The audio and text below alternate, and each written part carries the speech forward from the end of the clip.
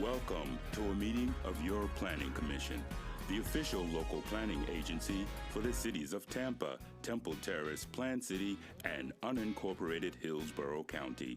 The Planning Commission provides innovative leadership and long-range vision that contributes to the creation of a thriving, prosperous community that offers opportunity, fairness, and choice in how we live, move, learn, work, and play.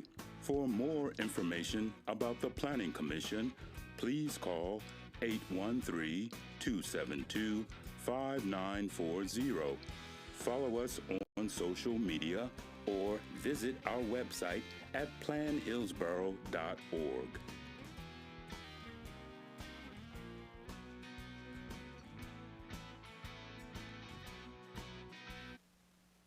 Welcome everyone to the January 9th, 2023 regular meeting of the Hillsborough County City County Planning Commission. We thank you for attending this meeting. Your comments and participation are encouraged. For those attending in person and wishing to speak on any agenda item, please sign the register at the rear of the room and turn off any devices that may be a distraction. To minimize feedback in the audio, all online participants in the meeting will be muted until it is their opportunity to speak. Planning commissioners should unmute themselves to indicate they would like to speak. Please be sure to state your name at the beginning of your remarks for the benefit of the clerk. There will be an opportunity for members of the public to provide comments. When your name is called, you will be unmuted when it is your turn to speak. Please wait until the chair calls on you to begin speaking. State your name at the beginning of your comments and adhere to the time limits. If anyone has difficulties or is watching via HTV and would like to provide comments to be included in the record for local government hearing, please email them to planner@plancom.org. That's planner@plancom.org. For action items, the meeting will be conducted as follows. The agenda item will be introduced. Staff will give their presentation with a 15-minute time limit. The applicant will be given the opportunity to make a presentation with a 15-minute time limit. Following presentations, members of the public may address the Planning Commission when recognized by the chair. Public comment will be heard for 3 minutes per person. The applicant will be afforded a 3-minute period for rebuttal or response. Planning commissioners will ask questions. Public comment will be closed. Then upon a motion, a second, and discussion, a vote will be taken. That introduction, I will lead us in the prayer and the Pledge of Allegiance. Would everyone please rise?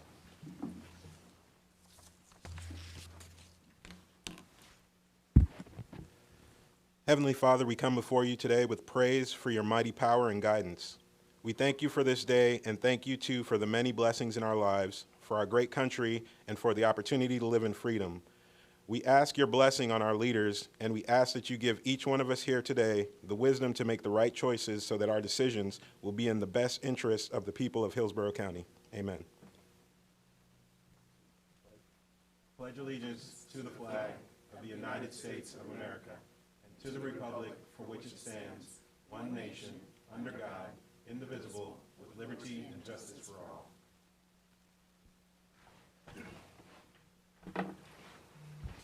All right, and with that, I'd like to ask the clerk to please call roll.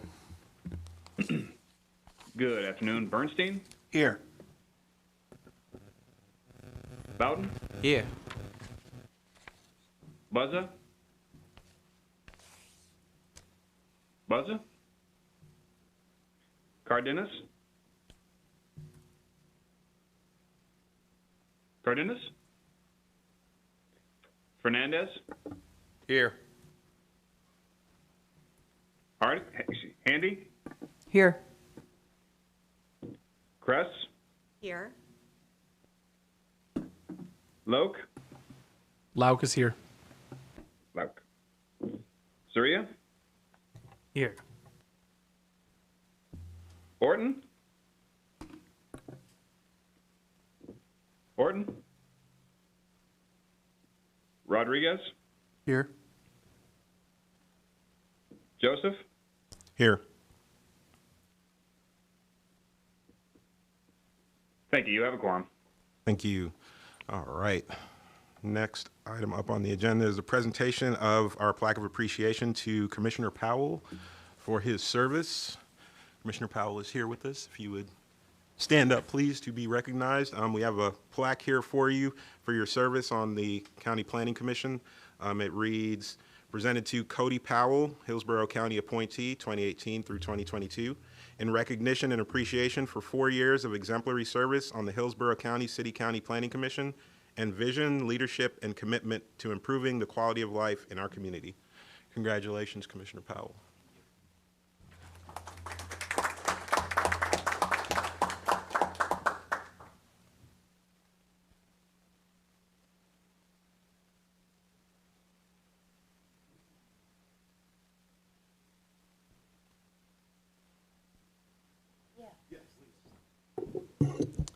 Thank you very much, everyone. It's nice to see everybody, and glad to see that Commissioner Buzza is out mourning that I'm not here. So I just wanted to, again, just thank everyone, staff that I was able to get to know and work with over the past few years. I can say that I learned a lot, and I'm definitely, going out with more knowledge than what I came in with, and so I appreciate that. I will miss the camaraderie with everyone, but hopefully I will still see everyone around and enjoy that, that time together. And for any future commissioners, I think I only imparting wisdom. I'm not like Commissioner Dix. I don't have a lengthy speech here, nor am I as smart. But I would just say to always do what you think is right, and do what you think is in the best interest of the citizens of the county. And don't listen to necessarily what's popular and what's the hot topic. Just go in doing what you think is right, and you'll be able to sleep well at night. So thank you. Thank you, Commissioner Powell.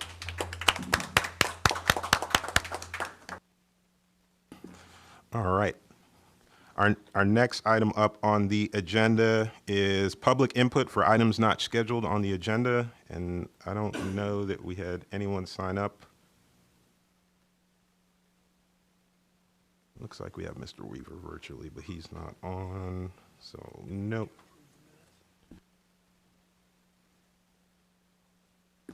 All right. We didn't have anyone sign up in the public comment for items not for action on the agenda, so we will move on to item number 4, the update on the Masters in Urban and Regional Planning program at USF, and the presenters are Dr. Evangeline Linkus and Stephen Fernandez. Commissioner Stephen Fernandez. So I think that Dr. Linkus is online. If we can. Yes, I'm here. Okay, wonderful. So I don't know if I can, what I can't see are my slides yet. So I'm hoping that will show up in just a moment. Aha, there we go. Okay. Hi, I'm Evangeline Linkus. I'm the program director for the Master of Urban and Regional Planning program at USF. And hello to former colleagues and also to those I have not previously met. I used to serve briefly on the Planning Commission, so it's nice to see everyone. Next, please. I'm here to just share a brief overview about the USF Masters of Urban and Regional Planning program.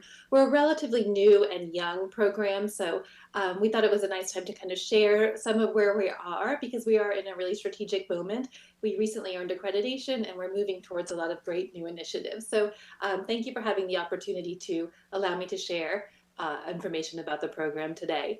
Our program started in 2009. We are housed in the School of Public Affairs along with Public Administration, and we're part of the College of Arts and Sciences at USF. We had an important milestone in 2020 when we were accredited by the Planning Accreditation Board, and this is the major board that certifies that planning programs in the United States and Canada are of high quality. It took some time for us to get to that point, just because one of the milestones that you need to pass in order to achieve accreditation is having 100 students graduate. And because we are a relatively small program, it took a little bit to get there, but we now have graduated over 140 students at this point. We have about 40 students at any given time, currently 42, 96% placement rate that we are super happy about. This region, with all of the growth and the planning work that takes place here, has certainly been a wonderful job market for our students to graduate into, and they really enjoy internship and fellowship opportunities that give them a network. And so we like to think it's a win-win for the community, where we're able to kind of better feed the talent pool in this area and students are really benefiting from that as well. We have 6 full-time faculty plus a visiting professor this year and an adjunct. Next slide, please. Just want to briefly show you who our faculty are. Excuse me. We've got faculty expertise in transportation, disasters and social vulnerability, GIS and LIDAR, which you'll be hearing a little bit more about briefly, land use and comprehensive planning, that happens to be my area, environmental policy and sustainability, community development, urban politics and policy, and housing. So I think we've covered all the major bases. Next slide, please. For those of you who may have been familiar, prior to myself coming on as program director, Mark Hafen was program director, and we were able to replace his line this year following his retirement with Kevin Martin, an alumnus of USF, and we're super excited to have him on board because he shares a lot of the expertise that Dr. Hafen had in environmental policy, sustainability policy, and also in particular coastal and climate policy. So he's already provided great leadership to our students who are interested in learning about flood policy and planning, hurricane and disaster kind of planning. So we are really excited to have this skill set on board here now. Next slide, please.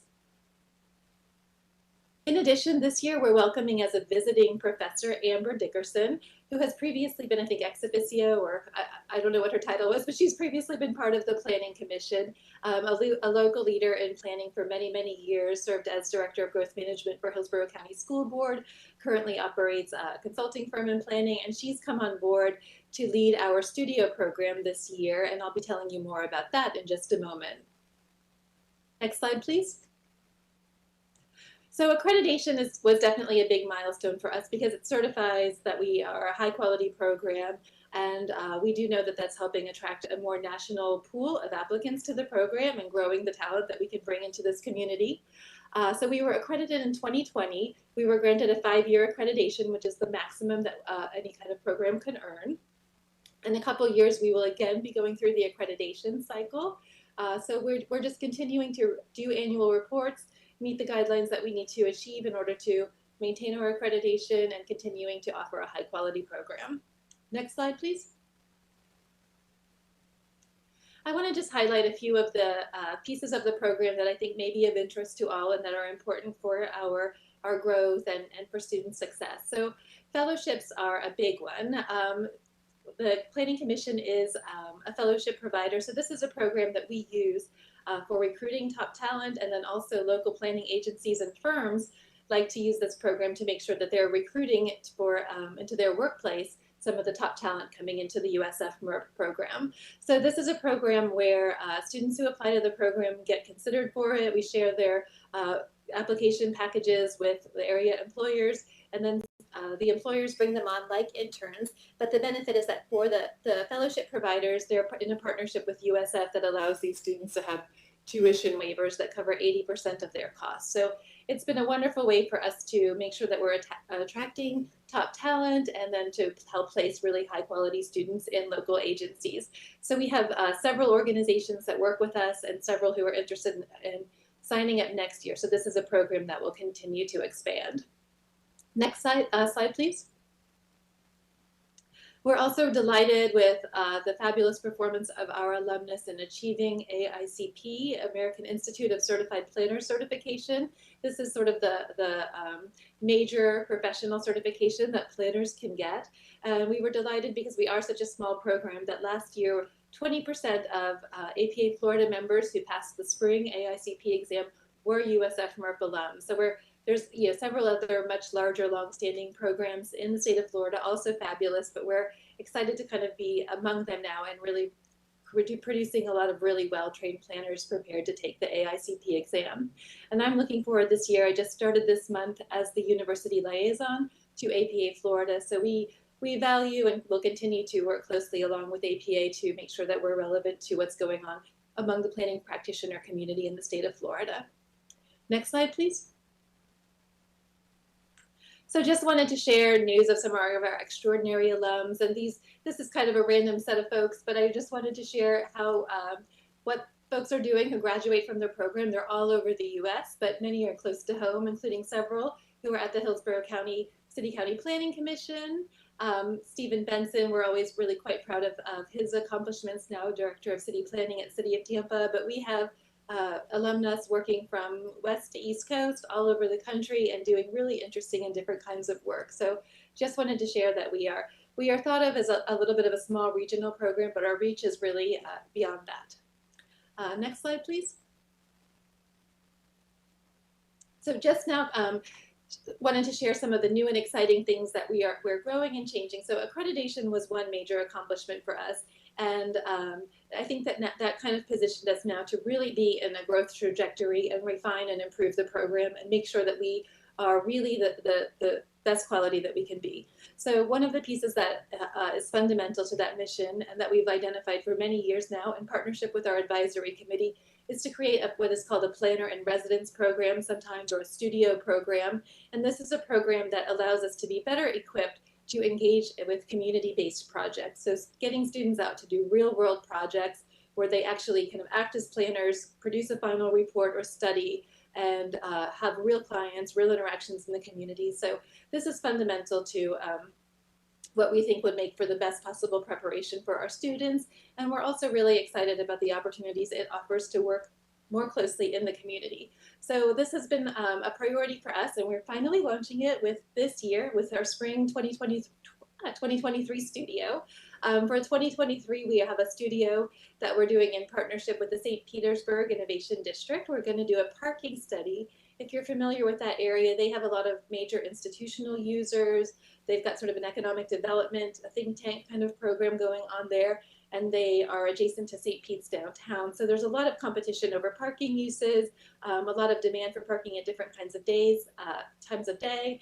And then there's just some general mobility challenges that relate to parking and access and signage down there. So our students will be taking a look at that, and also the integration of the Innovation District downtown and the USF campus at St. Pete. So an exciting opportunity for our students to do a real world project. So we anticipate growing this program and continuing to create a roster where every semester we're involved in a real world studio. And that's one of the really exciting things that we hope to kind of continue to engage with local governments and planning agencies and community organizations throughout the area is how do we best serve your needs? What could we commit to kind of regular partnerships? What are the projects that would be the most compelling for students to get involved in that you all may be working on? So we have regular conversations with our advisory committee about this. And we're very close with the Planning Commission. We'll continue to stay in touch with the Planning Commission about how we can partner on this. But this is a really wonderful opportunity for us to kind of get out of campus and make sure that we're doing meaningful work that addresses the day-to-day planning challenges in the community. Next slide, please. So I just wanted to also briefly share, this is our current curriculum. I'm not going to have you all wade through this, but this curriculum has pretty well been in place since the program began. So one of the initiatives that we're launching this year is to lead a revamp of the curriculum. About 6 weeks ago, we had a meeting of our advisory committee where we got a lot of feedback on where leaders from the local planning community would like to see our curriculum go and the kind of skills that they're hoping that students can obtain. So next slide, please. So we've got a couple different pieces going on with the curriculum revamp. We're trying to best train the emerging planners as we hear from area employers what they need in recent graduates. We're trying to best accommodate that. The Planning Accreditation Board revised their standards for curriculum, so we're going to be working to closely align with those new standards. And then AICP regularly updates what their exam content is, and we want to stay as close as possible to that so that we are training planners who go on to be AICP certified. So we'll be launching this curriculum revamp in the spring, and those changes will go live for next academic year. And next slide, please. Just a little bit of a glimpse of where we're going with this. We have several new classes in the undergrad program, Planning for Equitable Cities, Intro to Urban Planning and Sustainability. Oh, and I did forget to mention one of our faculty members who wasn't pictured in that slide set that I showed you, but Troy Salisbury, who's with the county, teaches 2 of our undergrad classes as an adjunct, and when students take his class, they always want to go on to get their master's. So we're really happy to be working with him on that. So we also now have the studio program. We've got a new class in urban planning and anchor institutions, and then a class on preparing for professional practice that will teach students some of the kind of really practical nitty-gritty skills like survey techniques and measurements that may not be covered always in regular classroom settings, as well as very specifically how to get ready for the AICP exam, including if any of you have gone through that process, the trickiness of kind of writing the application essay and getting through the application process. So some real nuts and bolts, things like writing press releases, very sort of nitty-gritty day-to-day stuff that we're hearing from area employers that students need to be job ready and do that work on day one. Mark Bentley has previously, he's an area land use attorney, he's previously taught a law class with us, but we're bringing that back after a little hiatus. And then we're also expanding our digital design offerings and making sure our students know how to do urban design. And we will also be introducing next academic year a class with very specific zoning training. So just sharing with you these many ways, the studio, the curriculum updates, expanding our fellowship opportunities that we're trying to grow and be the most relevant, high quality program. Next slide, please. That's it. So I know you'll be hearing in just a moment also from my colleague, Stephen Fernandez, about the very cool and interesting work that our 3D Lab partnership is working on. So I can save questions for after Stephen or take them now as your preference. Thank you so much for your time. Thank you. Well, you can go ahead, Commissioner Fernandez. Unless you, no, okay. Hello, Stephen Fernandez, University of South Florida in this capacity.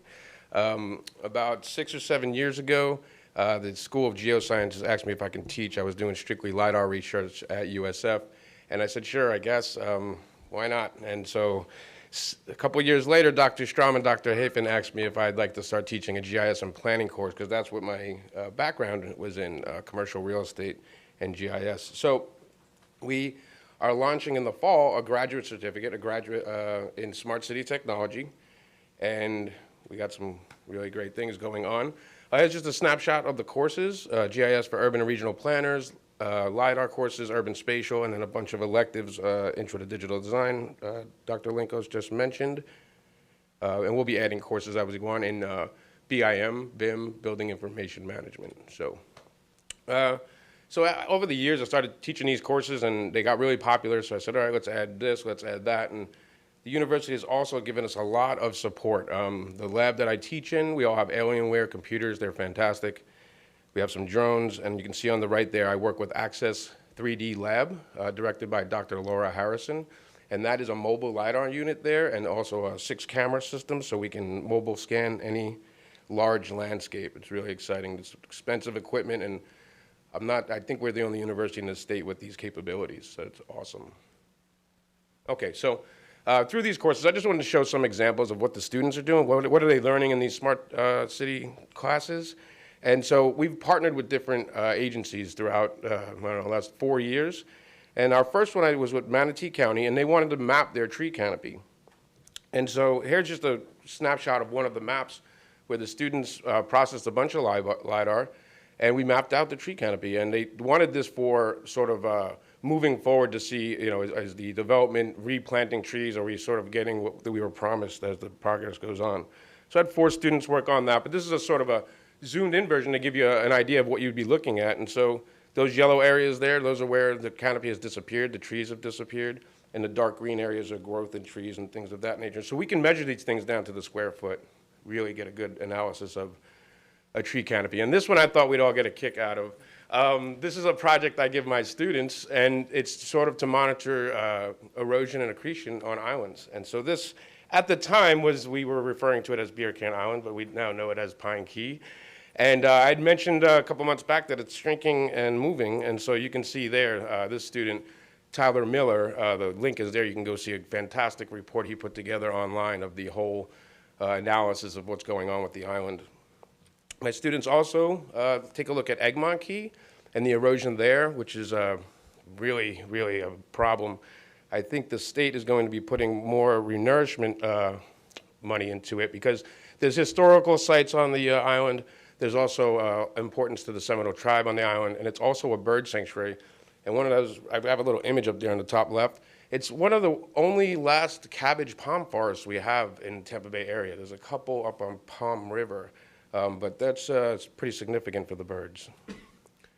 I've also worked with the city of Tampa and done their sea level rise report with the Florida Center for Design at USF. And there's just a quick map. We made probably 100 different maps of sort of NOAA's scenarios on sea level rise. You can see there with a 2 foot rise, what areas would be impacted. And you can see South Tampa is actually would fare okay, except for that one neighborhood there on the southwest side. I mentioned a bunch of great equipment that we have. So we also scan buildings, and I've been working with City of Tampa and Hillsborough County to, with Dr. Harrison, to scan their historic sites. So these are some casitas on, in Ybor City that the county owns. They were moved from the construction of I-4. Here's just another cool view of what that terrestrial LiDAR can do. These are billions of survey points for one building. So this is Lee's Grocery in Tampa Heights. We've also done New World Brewery before they tore it down. We did Union Station, you can take a look at on our page, which is the Amtrak station.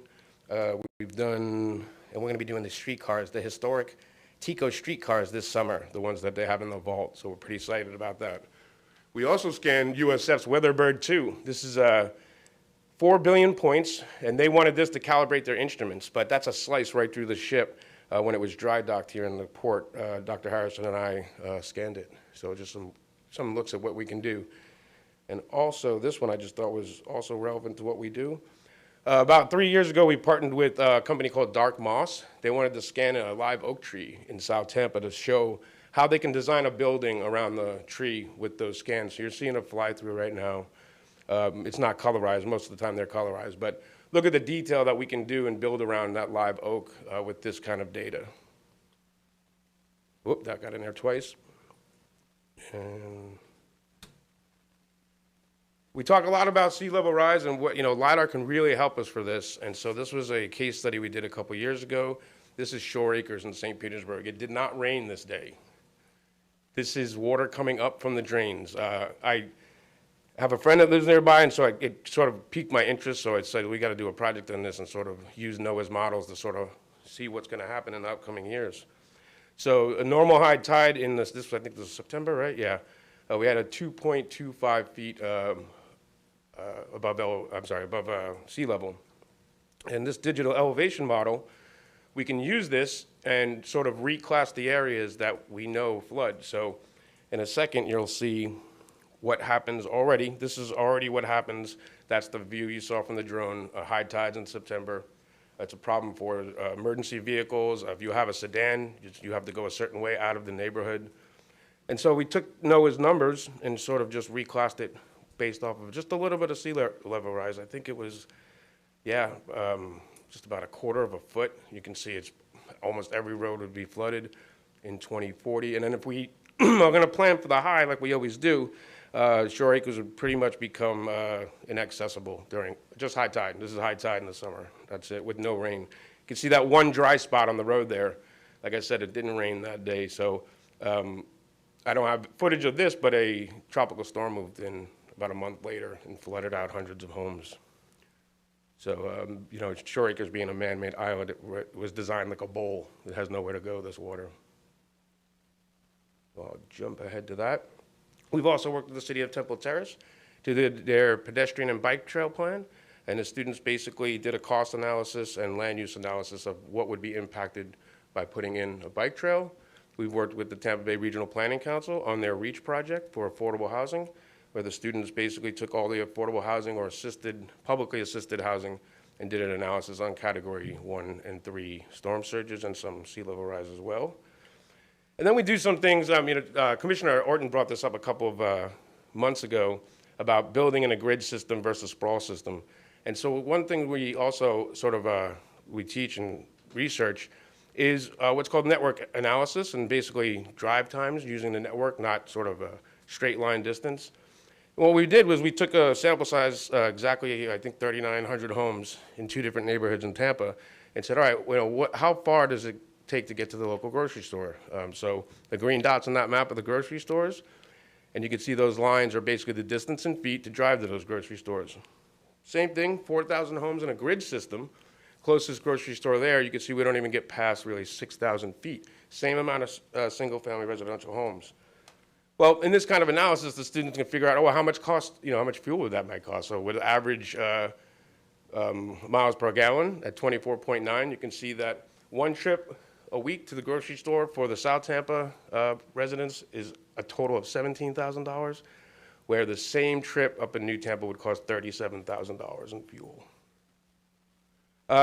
Intro to Digital Design, this is going to link in with the BIM projects, where we're starting to do a lot of 3D design in the MERP program. So we just launched this class. This is a student project by Logan, and he was nice enough to let me borrow his images of what he made.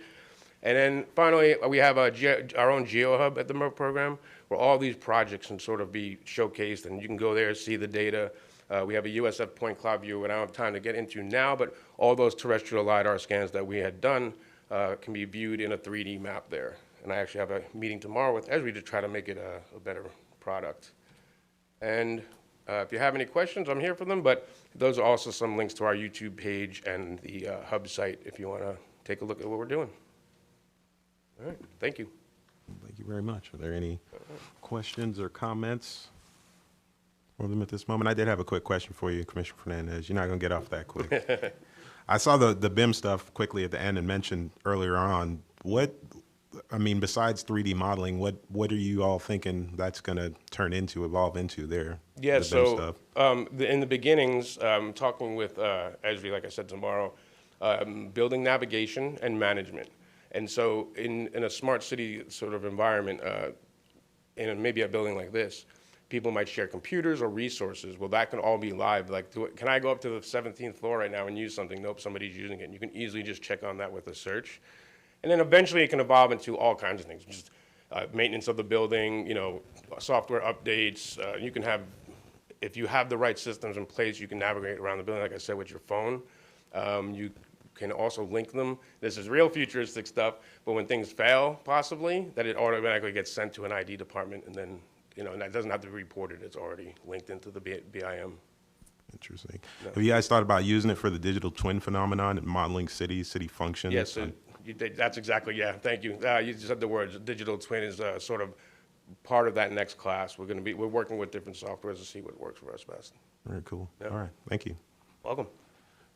Any more from the commissioners? No, not seeing anything. Well, thank you both for the presentation and information, and we will move on to our next item of business. Item number 5 is a presentation of the Hillsborough County Planning Commission Digital Library, and the presenter is Heather Hill.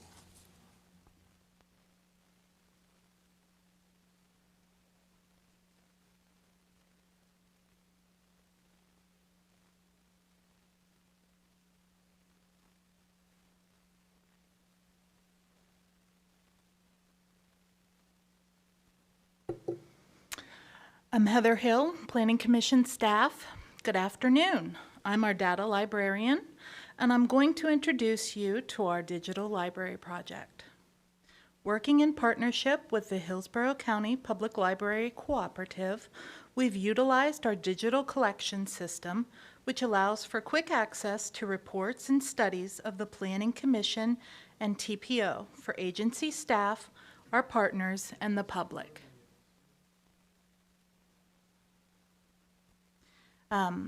This is the webpage of the Hillsborough County Public Library, www.hcplc.org. At the top right is the Learning and Research tab. If you click on that, scroll down the screen. Right under Popular, you see Digital Collections. If you click on that, and then you will scroll down, and then on the right-hand side, you see Plan Hillsborough. Click on that. Give it a moment to load.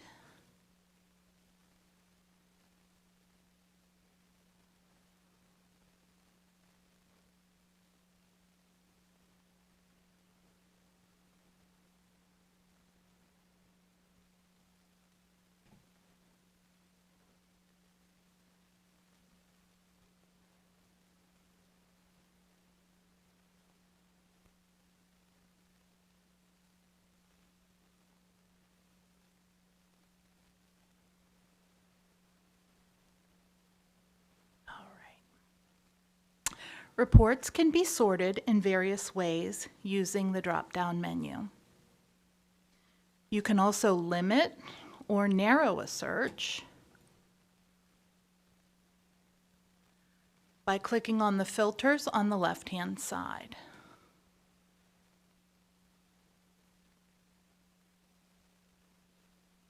Reports can be viewed based on agency, jurisdiction, and subject. When you click on a report, you'll be able to read the report online, save it, or print it.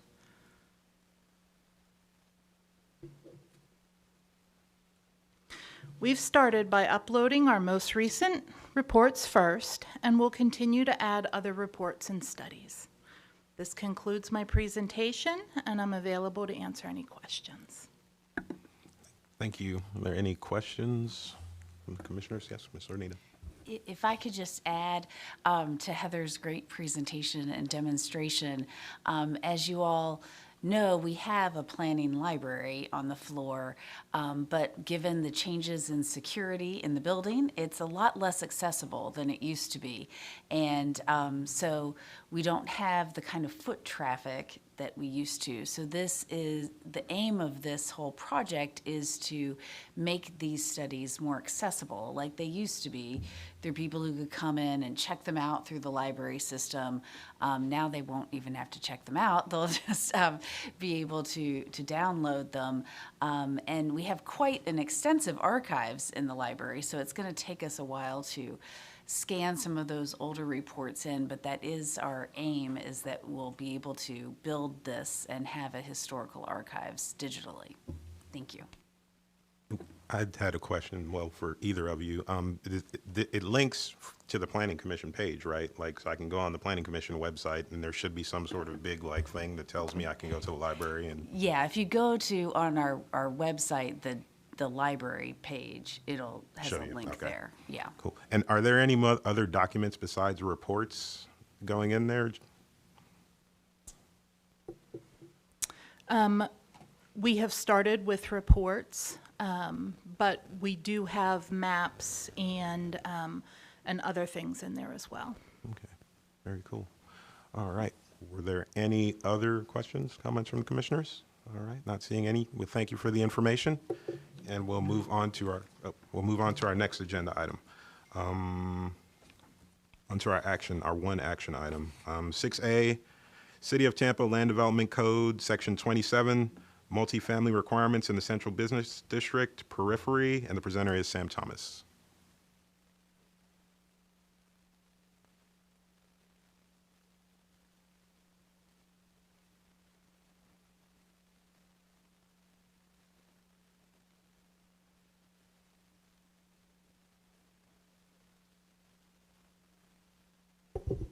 Good afternoon, Sam Thomas with your Planning Commission staff. This is Tampa Land Development Code Text Amendment, Section 27. It's regarding multifamily requirements in the Central Business District periphery. Some background on this: it was initiated in July 2022, and it's a privately initiated amendment. The map on this side of your screen shows the CBD periphery. So the proposed amendment will reduce the required multifamily residential parking within the Central Business District periphery to one space per dwelling unit and remove visitor parking requirements. Additionally, all the development will be allowed to count on-street parking immediately adjacent to the subject property for up to 25% of the required spaces. Up to 10% of the required parking may be offset by bicycle parking, and an additional 10% may be offset by installation of motorcycle parking. The number of required loading berths would be reduced to 1, while also removing the requirement that loading spaces be accessed with one continuous parking maneuver. And then lastly, the landscaping requirements will be reduced and cleaned up to allow more flexibility. Planning Commission staff has reviewed the request and found it consistent with multiple aspects of the comprehensive plan. It ensures that parking is compatible with the desired character of the CBD periphery, and new development and redevelopment will be urban in character. It reduces the required parking and loading spaces to help create an environment that places high priority on transit and the safety of pedestrians. And then lastly, it streamlines the development review process and ensures municipal codes remain sensitive to the changing needs of Tampa's neighborhoods. Planning Commission staff recommends that the proposed land development code be found consistent with the goals and objectives of the Tampa Comprehensive Plan. This concludes my presentation. I'm available for any questions. Is there an applicant presentation? I believe the applicant and the city are also here. Good afternoon, Commissioners. LaShawn Dock, excuse me, City of Tampa Development Coordination Office. And this is a privately initiated text amendment. Sam has done a great job just giving you an overview of the request. But I did want to add, if I could, on the overhead. This is a privately initiated amendment. This is a part of the January 2022 amendment cycle. As you may know, privately initiated amendments are no longer allowed within the City of Tampa, so this is the last batch. This is a part of that last batch in that cycle for the request. The applicant is Alex Shaler, and the request is to amend the 3 sections of the code. 27-283.7, 27-283.14 and 15, and 27-284.3. And Sam, as mentioned earlier, did a great job just giving an overview of the changes that are requested with this text amendment, so I won't repeat the request. But I did want to review the amendment schedule. So to date, we have held a virtual public information meeting, which allows the public a chance to ask any questions on the request. We have not received any feedback from the public on this request. And then this was heard before the City Council at workshop. That was in November. So, and it has been briefed to this body. So after today's date, it would move forward to City Council for first reading and then for second reading and adoption by April. And I'm available if you have any questions, and the applicant is here to present to you. Thank you so much. All right, thank you.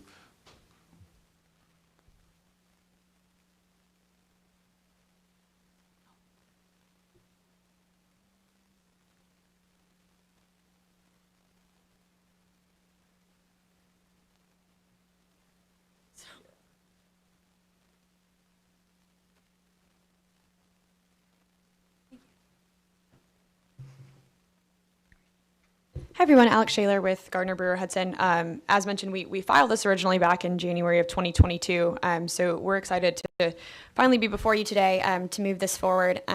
Everybody kind of outlined where the CBD periphery lies, just for a little bit of a review. Palm Avenue is the northern boundary, wrapping east around the Ybor Channel, south around Harbor Island, and then back up along North Boulevard. The CBD periphery is notable because it effectively allows a project to double their density, and that's one of the reasons why we have so many projects within this section of the city. A little bit of background on this specific request. We bring a lot of PDs before City Council, with a large number of our PDs being within the CBD periphery. And we have found that most of our PD applications contain the same 6 or 7 waivers, and those are related to these specific sections of the code. So thinking through this process and, looking back at our applications and how can we improve them, we think that if we were to change the code so that it's a little bit more aligned with the kind of developments that the city is seeing today, would make a lot more sense. So a little bit of detail on each one. I won't belabor this. I know we've kind of run through what our specific requests are. The first one being that we're proposing multifamily projects within the CBD periphery for parking be held to the same standards as projects within the CBD. And the reasoning behind this is because as we grow as a city, we feel as if the center of the city is expanding into the CBD periphery, and many of our projects in the CBD periphery are providing means for alternative methods of transportation. So we're having private bike storage rooms, we're having bike racks, we're having enhanced pedestrian infrastructure, wider sidewalks, some projects pending location along specific corridors, or even granting the city easements for the streetcar expansion. So we're working to have projects that are less dependent on cars. The next one, as mentioned, we're proposing to remove the visitor parking requirement. This is already precedent in some specific portions of the CBD periphery, specifically Ybor City and the Channel District. So this would just be expanding this to the other areas included in the CBD periphery.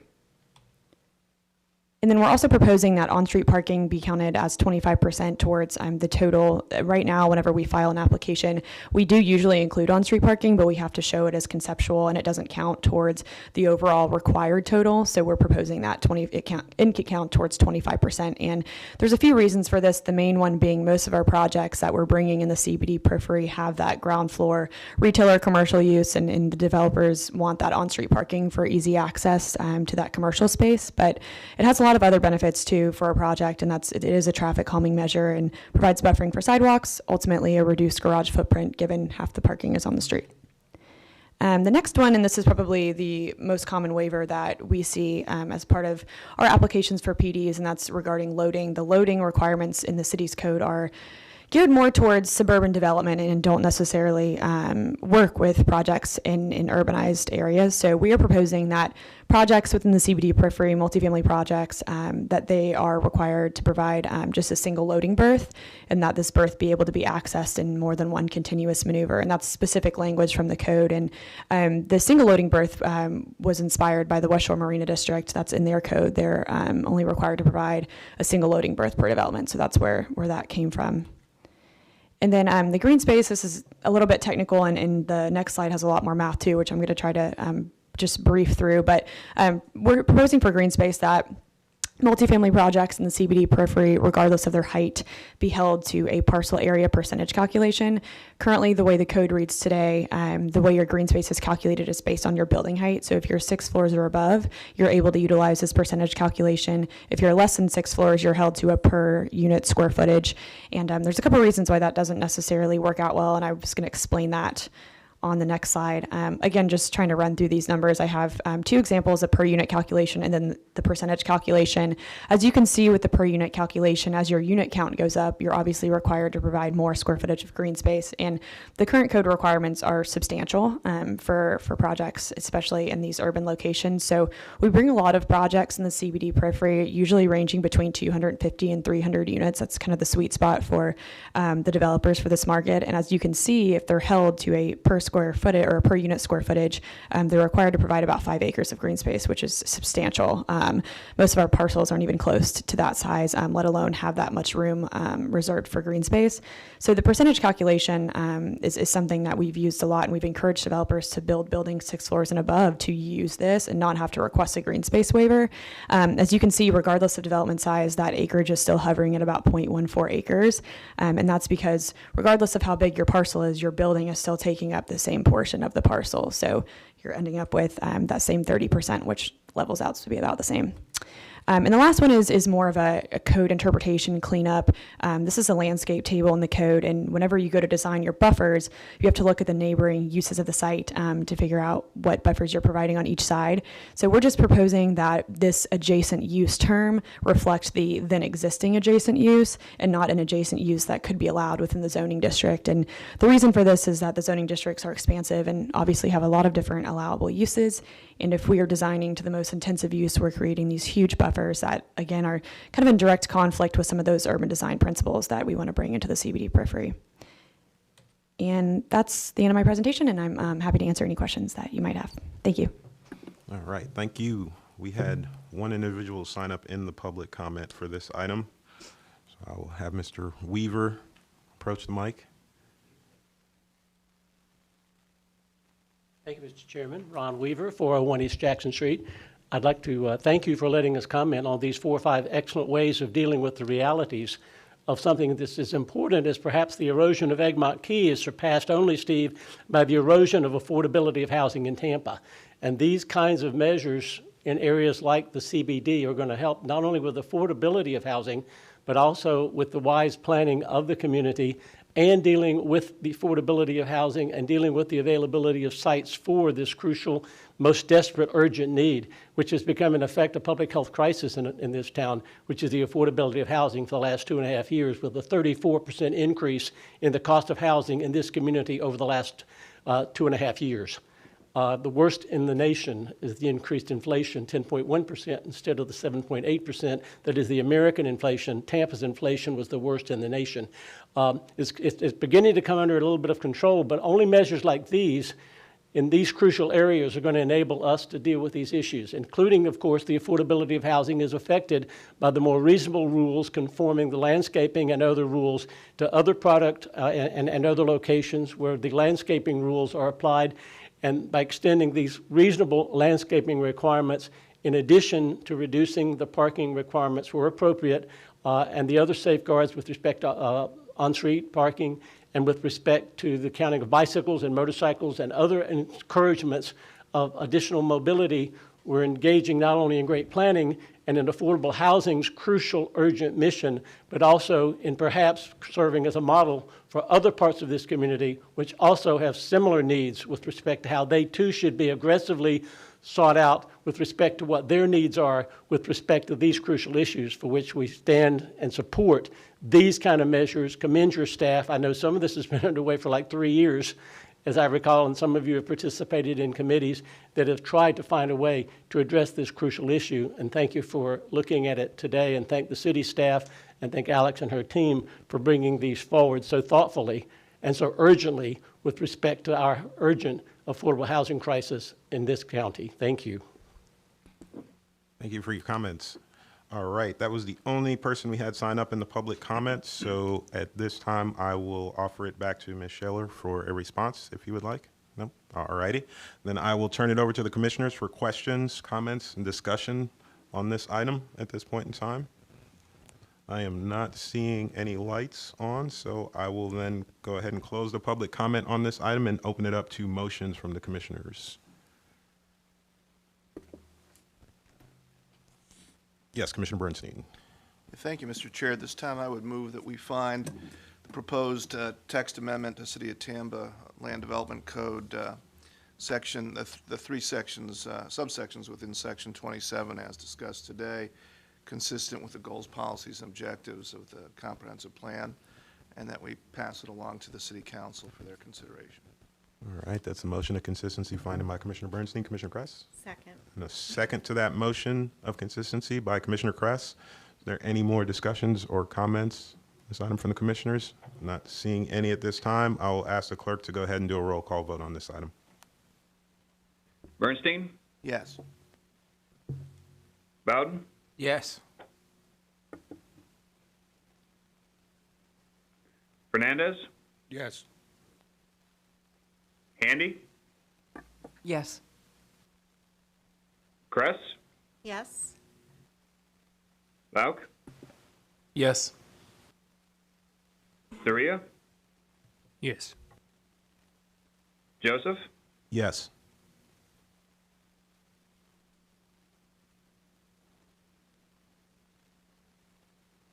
Motion carried 8-0. Thank you. All right. Our next item up, this back over here. Item number 7 starts off our briefings and presentations. So 7A is TACPA 22-5, Comprehensive Plan Map Amendment 1236, Channelside Drive, and the presenter is Sam Thomas.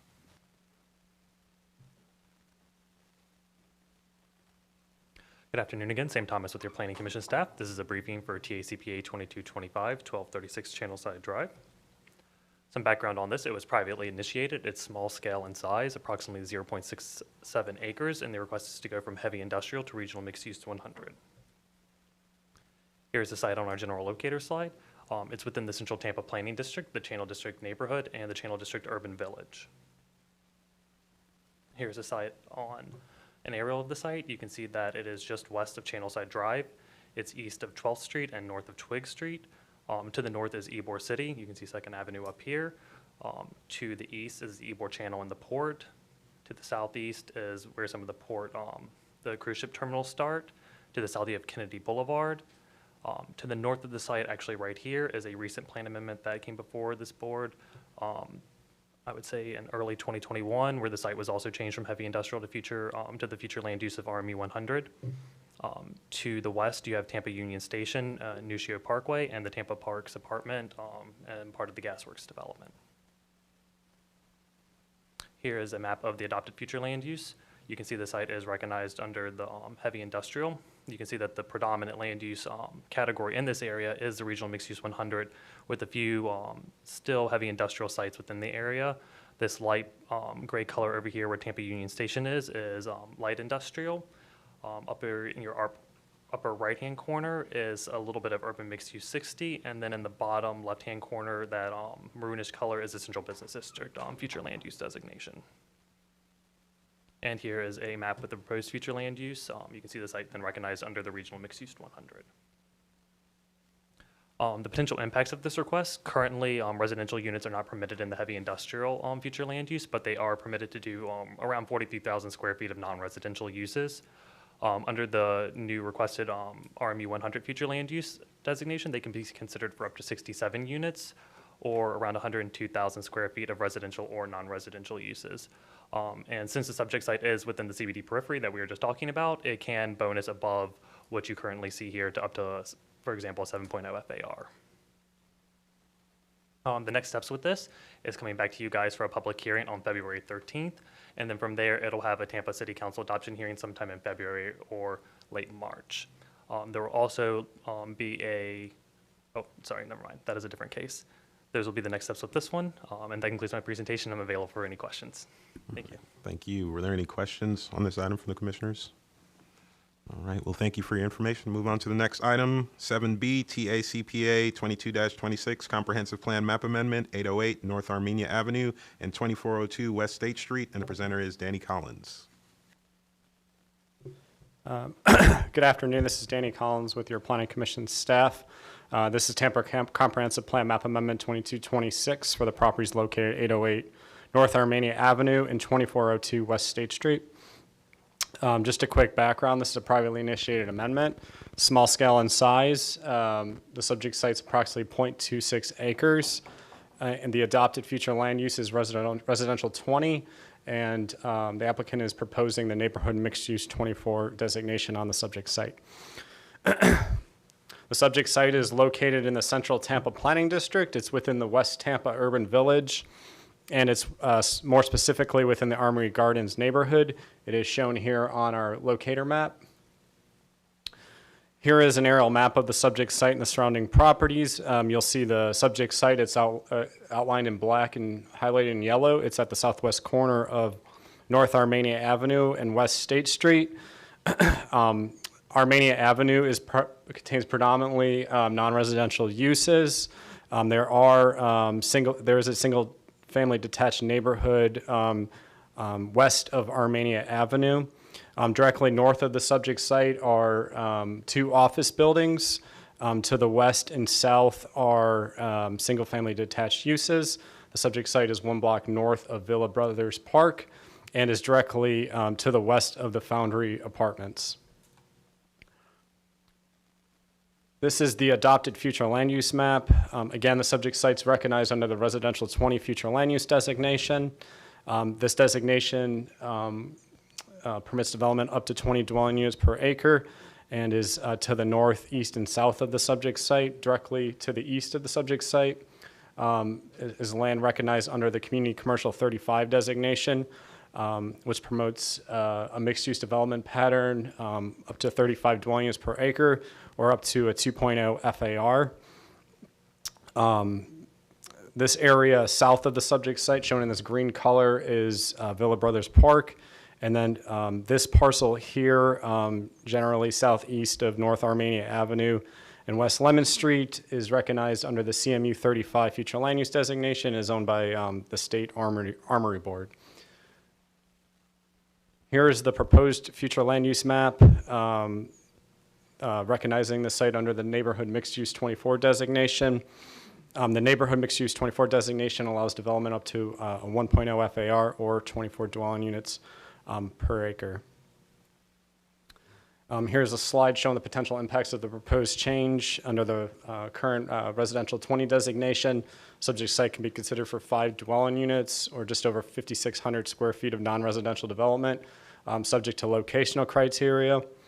As proposed under the neighborhood mixed use 24 designation, the subject site can be considered for a maximum of 6 dwelling units or 11,325 square feet of residential or non-residential uses. The request would allow neighborhood serving commercial uses by right without requiring the site to meet locational criteria. Additionally, the request would introduce the consideration of limited commercial general uses on the subject site. Again, this is, Sam showed the slide earlier, it's just the next steps. This will proceed to the February 13th Planning Commission hearing and then a March City Council hearing.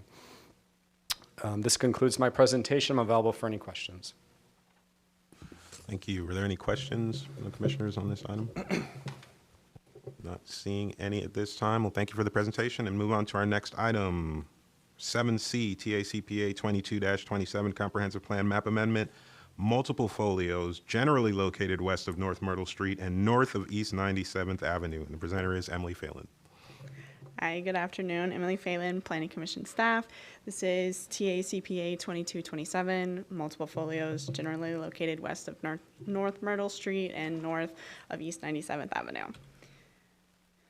It's a privately initiated, small-scale amendment. It's approximately 1.45 acres, and the request is to go from residential 10 to residential 35.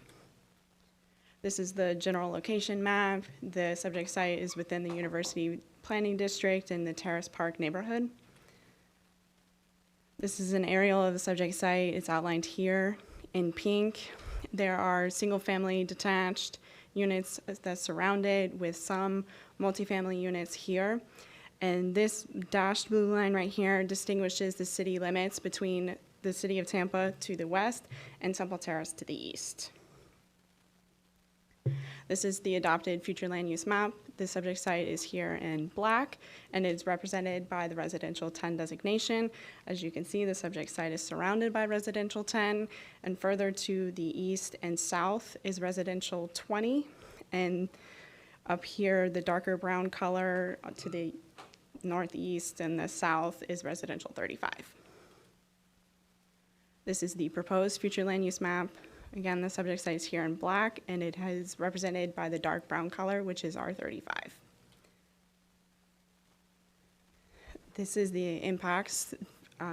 Currently, the site can be developed with 14 dwelling units or slightly over 22,000 square feet of non-residential uses if locational criteria is met. Under the proposed residential 35, it would be allowed to have 50 dwelling units and slightly over 37,800 square feet of non-residential uses if locational criteria is met. And also under the residential 35 designation, it would introduce the use of multifamily on the site. And the same next up slide as the previous amendments, and this concludes my presentation if you have any questions. Thank you. Are there any questions from the commissioners on this item? Not seeing any. We'll thank you for the information and move on to our next item, 7D, TACPA 22-28, Comprehensive Plan Map Amendment, Tampa Union Wharf, and the presenter is Sam Thomas.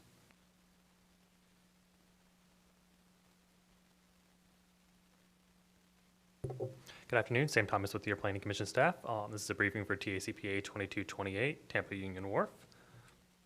Some background on this: it was privately initiated, it's small scale and approximately 4.25 acres. And the request is to go from heavy industrial, light industrial, general mixed use 24 to urban mixed use 60 and community mixed use 35. Here's a site on our general locator map. It's within the Central Tampa Planning District, and portions of the site are within the historic Ybor neighborhood. Other portions of the site are kind of in a no man's land that is not identified as a neighborhood within the city of Tampa. But it's kind of sandwiched in between Ybor City and Palmetto Beach. So here is an aerial of the subject site. You can see the subject site outlined and highlighted in yellow. This red dash line is the Ybor City Historic District. So you can see the site is split between the Ybor City Historic District and then Selman Expressway to the south. It's bordered on the south by 19th Street and then split by Penny Street. Down to your southeast over here is Palmetto Beach, and then more of the port farther west. As you go further east, here's the IKEA. This is 19th Street, but then when you go a little bit farther south, it does turn into 20th Street, so I know that can kind of confuse the location a little bit. Then directly farther north, you have the heart of historic Ybor. When you go farther west, you're over into the Channel District, and move more into, when you get to the northeast or northwest, you get into like the Gasworks redevelopment area. Here is a map of the adopted future land use. You can see the site, the portion of the site that is south of the Selman Expressway is recognized under the heavy industrial future land use. When you go north of the Selman Expressway, you have that light industrial future land use, and then when you go north of 2nd Street, it is within that general mixed use 24 designation. There are quite a few colors on the map. You do have this general mixed use designation over to the east, and then some of that other heavy industrial. You also have community mixed use 35 bordering the site, regional mixed use 100 bordering the site, and then this light purple color is the UMU 60 that also borders the subject site. And here's a map of the proposed future land use map. or here's the colors under the proposed future land use map. You can see these parcels up to the north recognized under the CMU 35, to the south, the urban mixed use 60. I will point out that these few parcels right here are not included. I know it's kind of hard to see, but I think it is kind of important to distinguish that those little parcels are not a part of this request. Under the current existing future land uses of light industrial, heavy industrial, and general mixed use 24, the site can be considered for 100 units or 1.2 million square feet of residential or non-residential uses. The residential uses within that square feet cannot be considered within the urban or within the light industrial or heavy industrial, and the 100 units cannot be considered within either of the industrial categories. Under the requested future land uses, the site can be considered for 766 units or 1.8 million square feet of residential or non-residential uses. As the following amendments, this is following a similar track. I will note one difference with this one, that it is likely going to go to the BLC for a hearing in February 28th of this year. And that concludes my presentation. I'm available for any questions. Sam, can you just say what the BLC stands for? Barrio Latino Commission. My apologies. All right. Any of the commissioners have any questions on this item? I did have a general question, and you might be able to answer this, Melissa, or I see Mr. Hay at the back of the room. He might be able to answer it. Since I've come onto this planning commission, that area of the city down there by Ybor, Adamo Drive down there has been turning from pretty much industrial to residential, sort of mixed use, future looking. Have we looked at Highway 60 redevelopment? Is FDOT looking at that any? Since the war is over now and it's clearly going that way. I remember when I first came on, there was this big, oh, well, do we want to keep it industrial? Do we want it to go that way? It's clearly going that way now. So have we thought about that at the road? Well, we actually, the city and us had been discussing a Adamo Drive study for this segment. And that may still proceed, but clearly the real estate market is ahead of our study. But that was something that we were looking at embarking on this year. I would just mention that this site is, a large portion of it is in the coastal high hazard area, and that may distinguish it from some of the other parcels, like that one north of IKEA that stands out in my mind too. So that just may be something that is a distinguishing factor. All right. Yeah, my comments weren't negative on the development. It was just the thought that back when I came on, we were arguing that point, industrial, residential, and we never really looked at the road. So thank you for the information, and thank you for the presentation. All right. Not seeing any more comments. We'll move on to our next item, and that is number 7E, TACPA 22-29, Comprehensive Plan Map Amendment, 111 North Tampania Avenue, 2412 North A Street, and the presenter is Jillian Massey. Good afternoon. This is Jillian Massey with your Planning Commission staff. I'll be presenting a briefing on Tampa Comprehensive Plan Map Amendment 22-29, 111 North Tampania Avenue, and 2412 North A Street. Some background on this application is that it's a privately initiated small-scale map amendment located on approximately 0.4 acres. The proposal before you is to change the subject site from residential 20 to commercial mix or community mixed use 35. This is a general location map of the plan amendment. The site's located in the Central Tampa Planning District in the Armory Gardens neighborhood. This is an aerial photo of the site, and it's outlined here in blue. It's located north of West Kennedy Boulevard on the southeast corner of North Tampania and West North A Street. There are a mixture of uses in this area, including single-family attached residential, two-family residential, and light commercial uses along West Kennedy Boulevard. This is the adopted future land use map for the subject site, which is outlined here in black. Currently, the site is designated as residential 20. Surrounding the site is residential 20 to the north. To the east and further east is community mixed use 35. Urban mixed use 60 to the south along West Kennedy Boulevard, and residential 20 to the west and residential 10 further west. This is the proposed future land use map for the site. The proposal is to change the site from residential 20 to community mixed use 35. This slide outlines the potential impacts of the change from the, changing the land use designation from residential 20 to community mixed use 35. The request will result in a higher residential density and greater commercial intensity. Currently, the maximum potential density is 8 dwelling units per acre, and the maximum commercial intensity is 8,712 square feet of non-residential uses,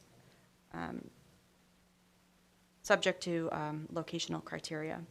A change to community mixed use 35 would allow a potential of 14 dwelling units per acre and commercial intensity of approximately 35,000 square feet of non-residential and or residential uses.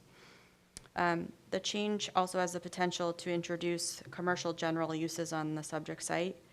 And please note that the FAR can be applied to residential projects that are compatible with the surrounding area. Therefore, the maximum potential residential density could equate to more than 14 dwelling units per acre.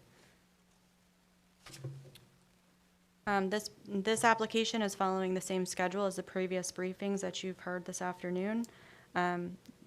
Scheduled to come back to this Planning Commission in February and anticipated to go to the Tampa City Council on the date noted here in March. And that concludes my presentation if you have any questions. Thank you. Were there any questions from the commissioners on this item? Not seeing any. We'll thank you for the presentation Thank you. and move on to our next one. 7F, TACPA 22-30 Comprehensive Plan Text Amendment, Land Use Policy 5.1.6, Floor Area Ratio Blending in Urban Villages within the Central Planning District. And the presenter is Emily Phelan. Hi, Emily Phelan, Planning Commission staff. This is a briefing for 2230, which is Land Use Policy 5.1.6 relating to floor area ratio blending in the urban villages within the Central Planning District. This was a privately initiated amendment, and the policy was previously amended by TACPA 2101, which expanded blending from within an urban village to a half mile outside of an urban village. The proposed changes would expand the proportionate weight of density and intensity to sites less than 1 acre, with the provision that the site must have frontage along an arterial roadway. And it follows the same next steps: February back in the Planning Commission public hearing, and City Council late February or March. And this concludes our presentation. If you have any questions. Thank you. Are there any questions on this item from the commissioners? Not seeing any. Well, thank you, and move on to our next item of business, 7G, TACPA 22-31 Comprehensive Plan Text Amendment, Accessory Dwelling Units, and the presenter is Alvaro Gabaldon.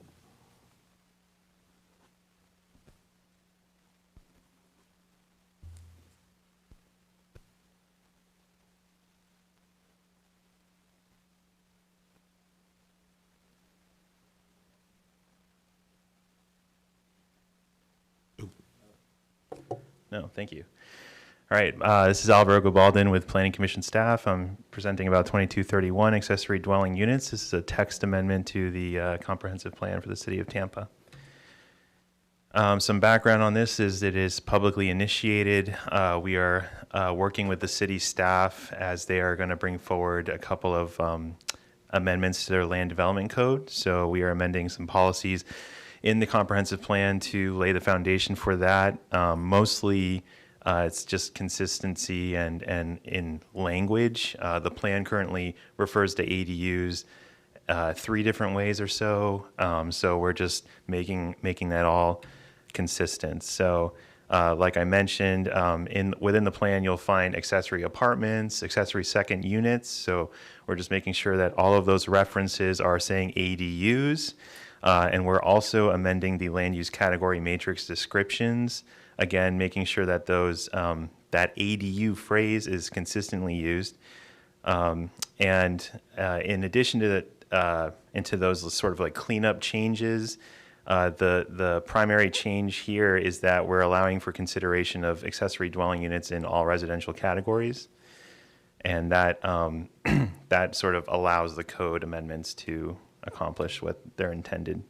So these policies that we're proposing to change are Land Use Policy 9.2.4, 9.5.4, 9.5.6, and Housing Policy 1.7.3. So as I mentioned, currently ADUs may only be considered when used for extended family arrangements associated with owner-occupied single-family residences built on a single deeded lot. So that's what the plan says. If you go to the code,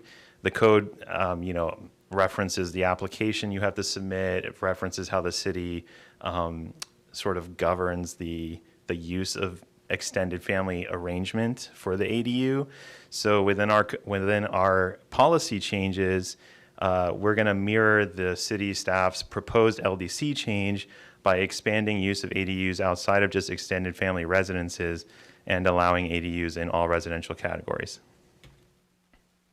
This is just a graphic showing some examples of ADU types. You can see detached, attached, interior, various levels within the interior, and using garages for ADUs. And similar to the other amendments you saw, this is following a similar schedule.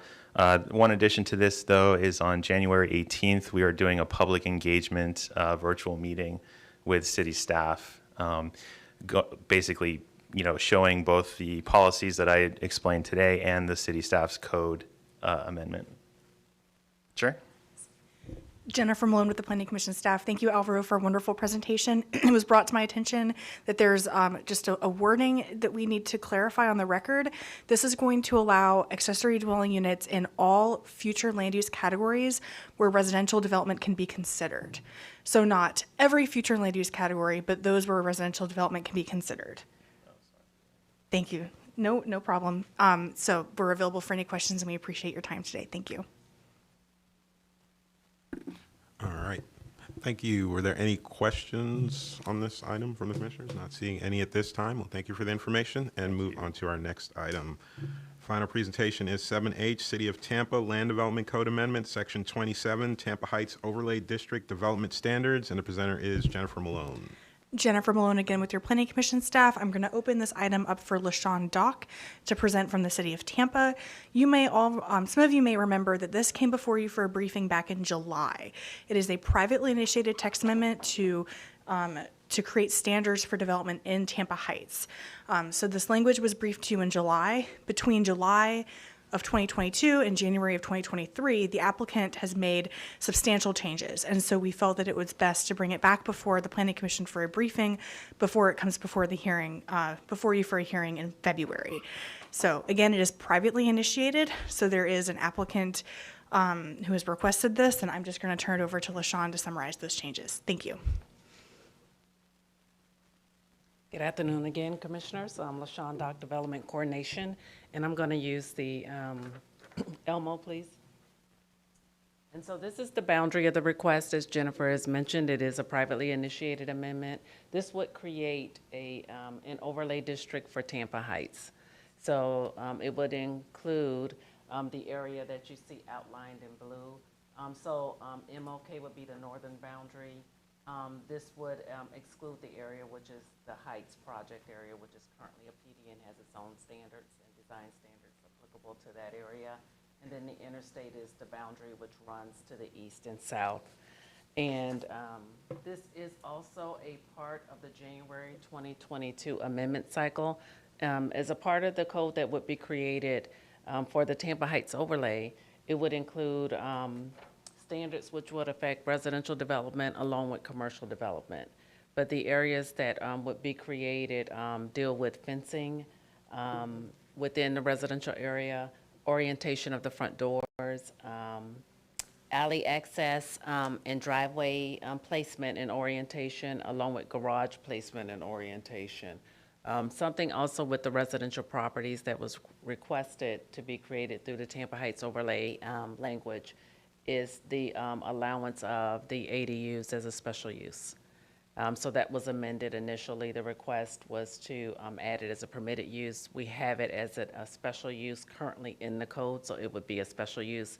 But we also have running concurrently the city's efforts through publicly initiated amendment regarding ADUs in that language surrounding ADUs. So they're running together as whichever would apply first. As adopted, but Tampa Heights wanted to keep it as a part of their request for now.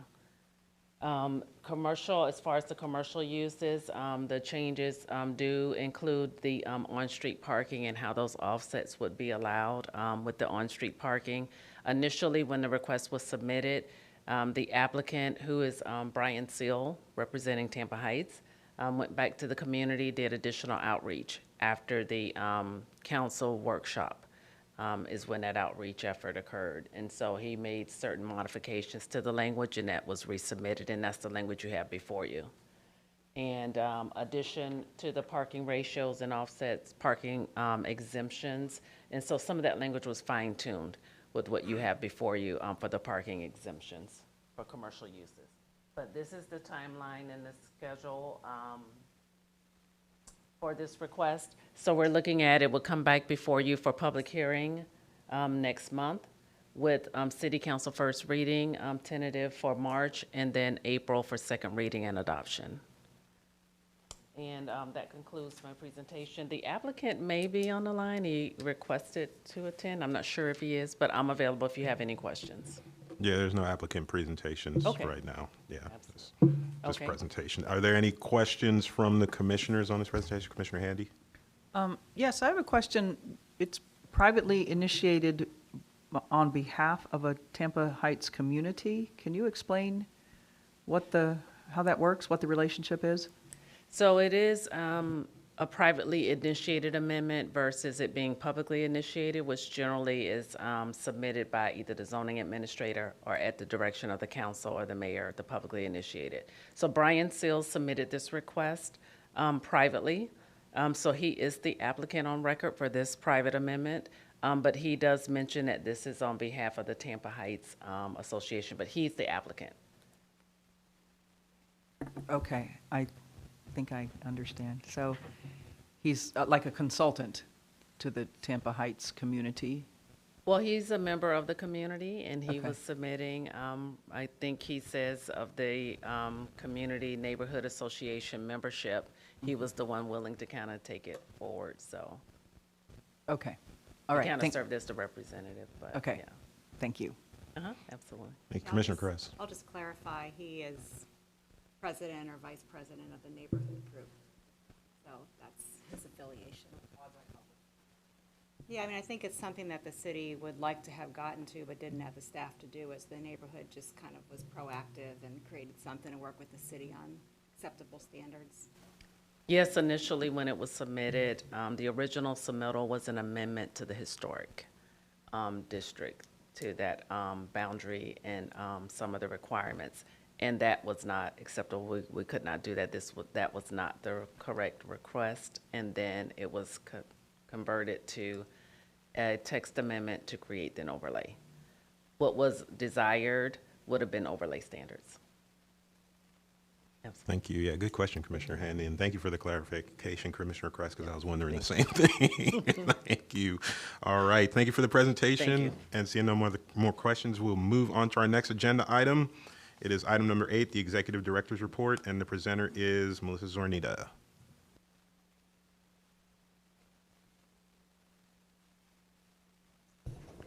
Good afternoon, Melissa Zornita, Executive Director. At your seat, you have a list of recent highlights of activities. It's a little shorter list because I took some vacation between the holidays. But I did want to point out that we did have our initial Fowler Avenue Vision Study community open house on December 13th, and we also had a virtual open house that went with that at lunchtime the following day. We got some great participation, and we do have a survey that is ongoing related to the vision for that corridor. We also, on December 15th, had our all-staff retreat, which was a great opportunity to reconnect with staff and talk about some different issues, but also we had a training as part of our diversity initiative. We had a viewing of the I Am Sam documentary, which is about a young man in our community who has developmental disabilities, and it really was an inspirational presentation.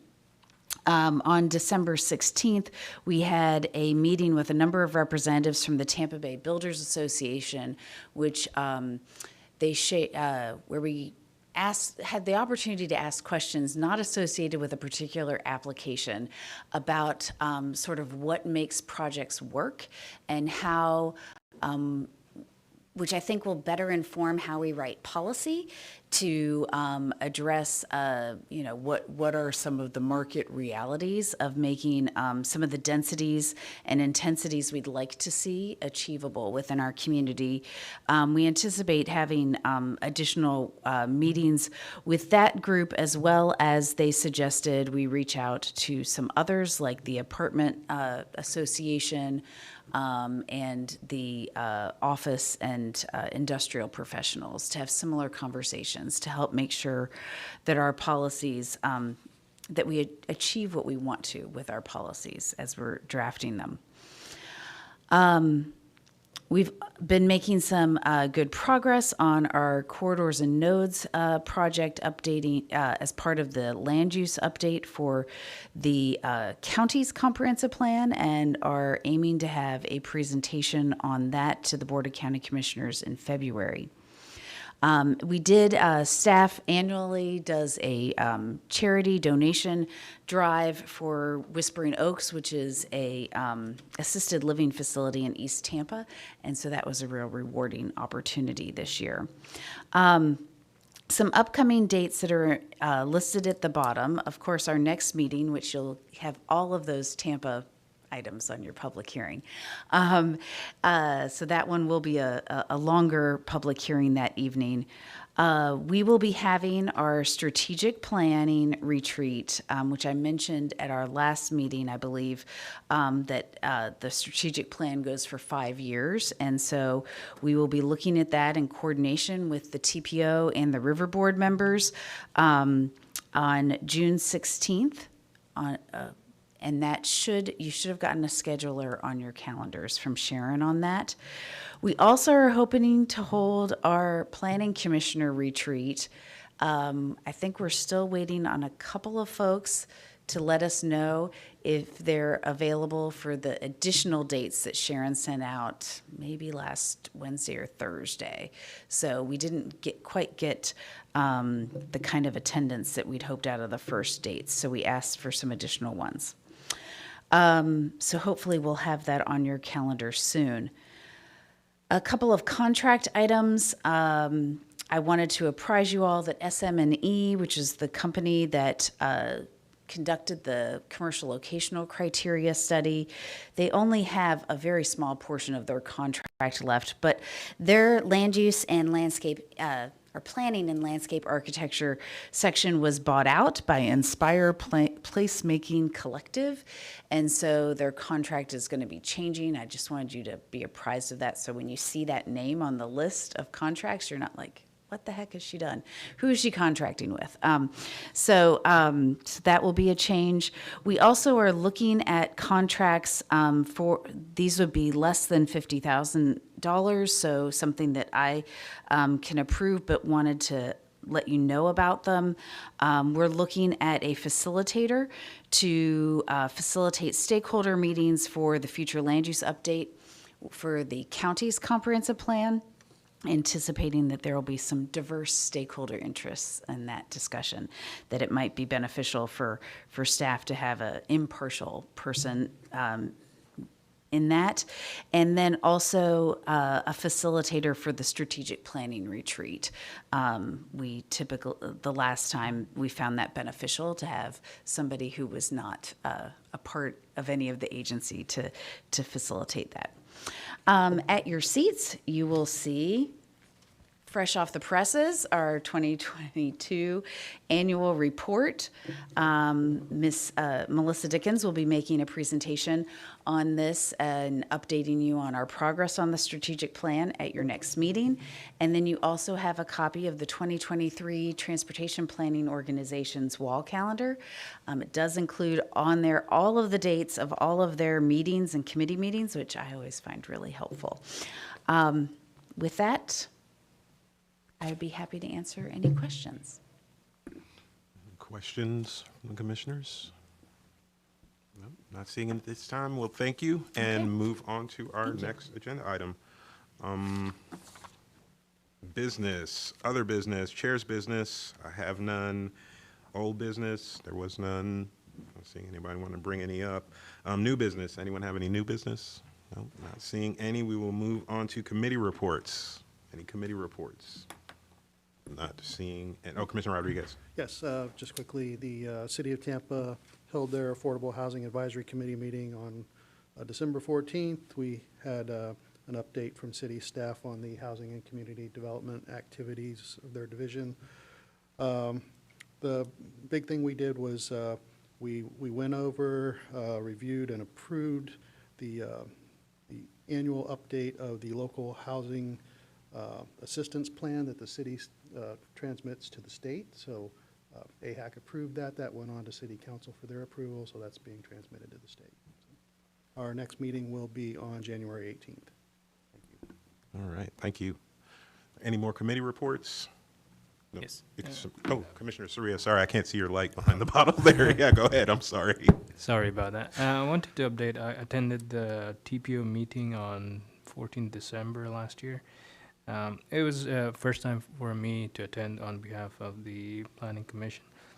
So there were a lot of discussions, and one of the major discussion was supply chain and freight supply chain resilience study and how it impacts the trucking and the pedestrians.